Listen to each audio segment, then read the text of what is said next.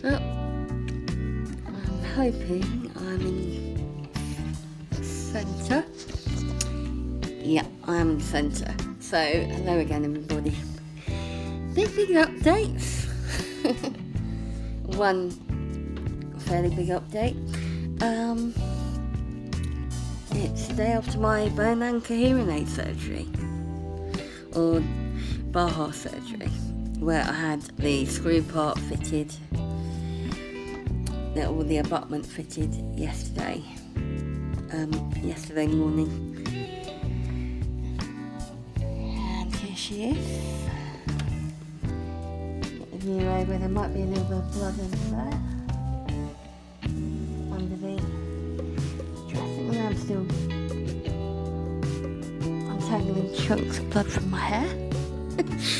But the sport worker I had just now, he was horrified when he saw it.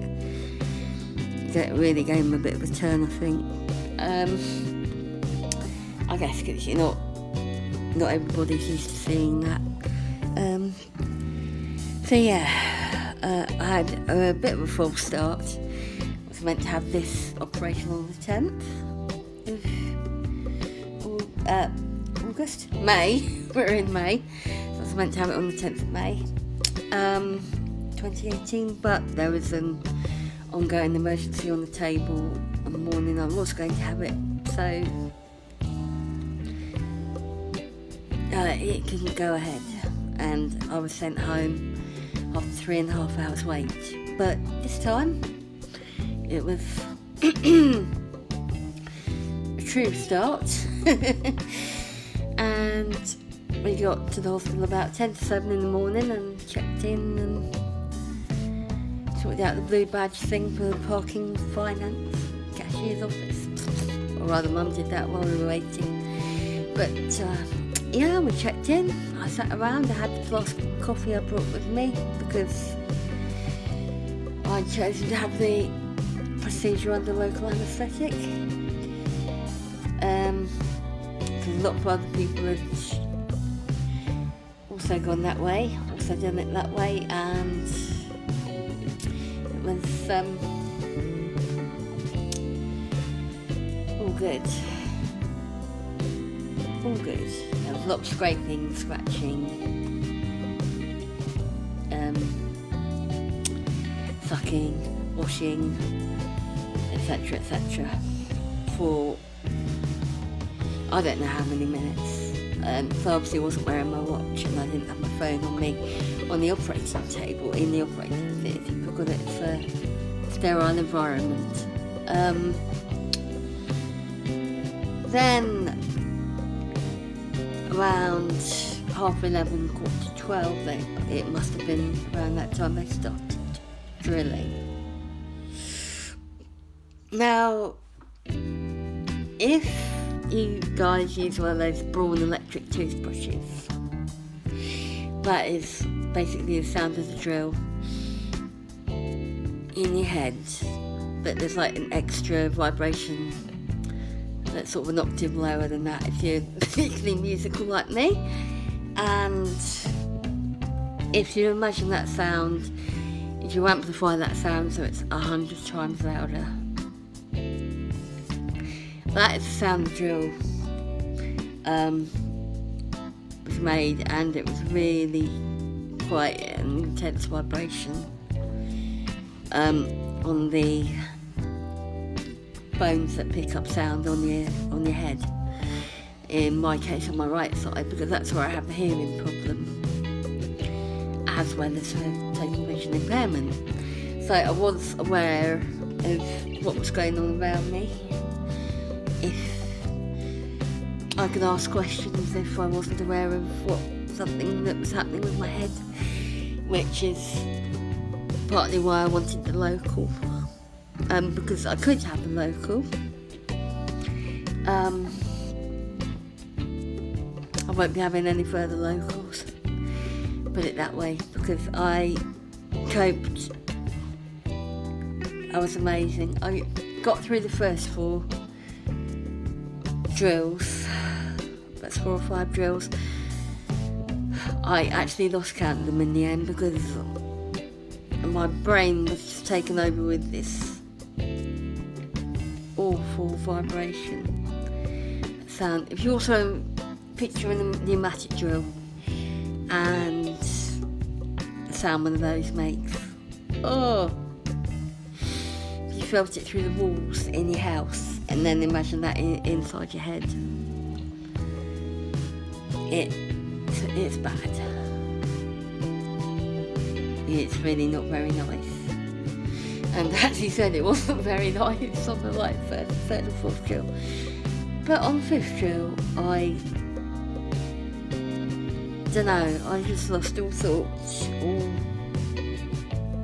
composure, all control that I'd had up to that point. And had a full-on breakdown, panic attack on the operating table. Whereupon my mum, who'd driven me into the hospital and waited with me, sat around waiting with me before the op, and so she could look after anything I needed on the ward. She was walking up the ward at the time, and they came to fetch her into theatre. I've been crushing this poor scrub nurse's hand on my right side all the way up till the drilling part of the operation. So then I was basically really trying to get myself under control and really hanging on to my mum the other side, as they did this much quieter drilling, which was a bit like an air flosser in my head, but actually quieter than an air flosser, which was an absolute blessed relief. And then we got to the best bit at the end, which was the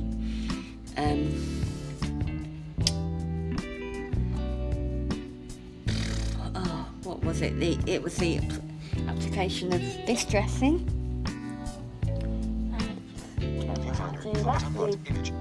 The pressure cap and the oh god, we've got a buzzy thing in the room, and the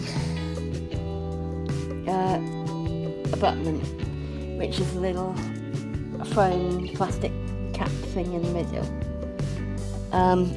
which is actually very clean, very good so far. I think there is some blood clinging to the underside of that dressing, that pressure dressing, which was stuck on, but we have washed my hair since and it got fairly damp. As for discomfort after the operation, I felt it sort of stinging to really quite a lot. An hour or two after the dressing came off.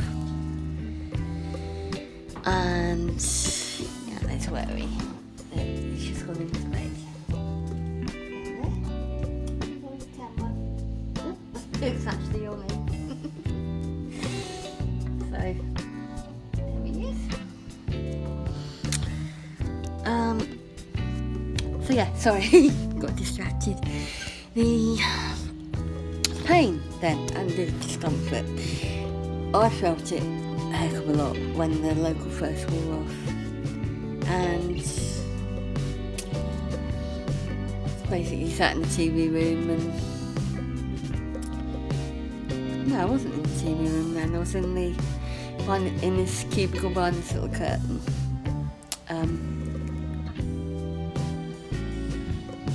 and had a little paper cup with paracetamols in it, and I took them with some water, a disposable cup of water before I left the hospital. And then after that I took ibuprofen when I got to my grandparents' house where we had to pick up the dog, and it's been off and on pain-wise or discomfort-wise since then. I mean, right now it's feeling quite tight, feels like it's pulling a little bit. And it's probably where it's stinging, probably where I also had 2 stitches to sew my skin up around the abutment site after I had the surgery. So after my grandparents, it was like a haze of. I had a cup of tea at my grandparents. We then went home. I put some stuff indoors, and then I took myself off outside. I went off into my mum's garden, and I chilled there for 4 hours or so, 4 or 5 hours or so, and then went in because it got quite gusty and breezy out there. I sat in the shade. Fresh air was an absolute blessing after that day room in the hospital. Day room, TV room place we were in while we waited. To go in for my op, and after the op while the pressure bandage was on. It's basically a great big strip of gauze all the way around my head, all the way around the abutment, in case it bled a lot. Had a lot of blood in my hair and stuff, and I actually took a post-surgery photo, which is on Instagram if you follow me there. I might see if I can upload this video to Instagram as well with a full surgery update.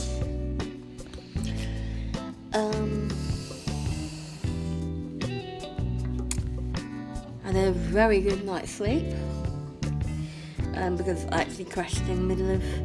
We watched Death in Paradise, and we were going to watch These Tricks, but I crashed in the middle of Death in Paradise. So I decided then I'd go to bed about 9, and I slept until about 9 o'clock this morning, just before 9 this morning.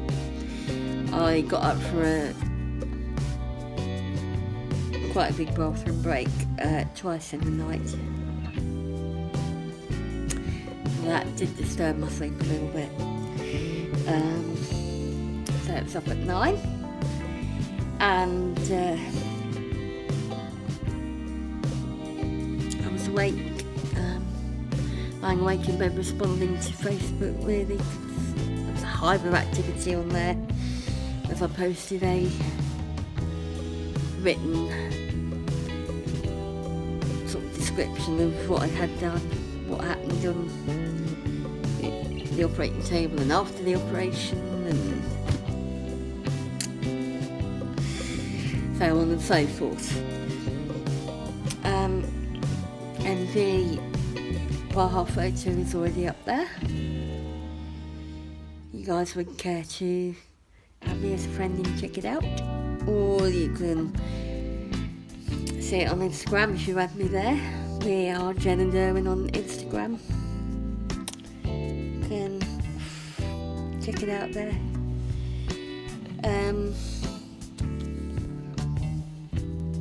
Oh, sorry. Phone, rather. Viewfinder, 13 minutes, 43 seconds. I've rambled on long enough because my phone doesn't seem to like uploading anything longer than 15 minutes. So I'm going to sign off now, and I hope you enjoyed the video and hope it wasn't too blurry or out of focus or whatever. I did try and get these things right, even though I'm blind as a bat and can't actually see what I'm filming. Oh, sorry, I'm a bit sideways there because I mess with the camera in a minute. Viewfinder, focus up, viewfinder, focus unlocked. Oh, focus wasn't there. 0.0 seconds. So there we go. That's locked now. So here's me. Last farewell from the abutment. And